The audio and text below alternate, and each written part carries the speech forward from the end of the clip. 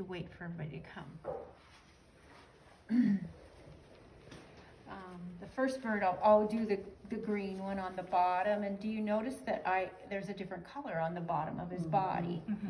So I tapped in a little different color while it was still wet. So I'll start with him. I'm not going to paint the beak because the beak will be orange. I like nice clean edges. So I try to only do once. I try to go all across the edge Hi, once. Wendy. And then fill in. That's because it's not enough water. Did you see what happened to my brush just now?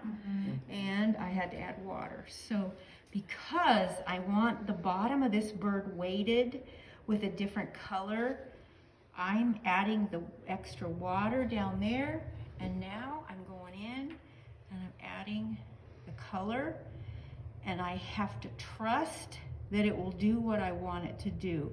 If you overwork it, you've overworked it. That's what happens. And you'll just get a line. That's right. And so I'm going to try to tap out some of the water because it's a little wet.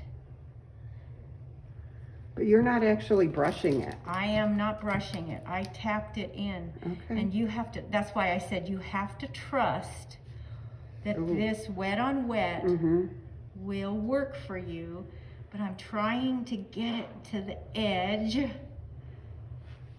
So I'm gonna leave it. I'm gonna leave it. It won't be exactly like that bird, but I will have a darker color at the bottom edge. And it kind of continues to bleed as it dries. It continues to bleed, and that's what you're gonna learn when you do this. Because you know how Monet paintings, you look at them and you see the foreground, but if you look at the background, it's all kind of mushed. It's just like our wet on wet on our cover. So when we do this, you'll see what I mean.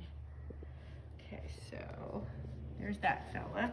That's basically it. I'm really getting a bloom here because of that water that I added, and I have a strict line here, which I hate. I think I'm gonna have to live with that one because I didn't get there soon enough. Okay, so now this bird, I only used one color, but I made sure the extra water was to the base of the bottom of the bird.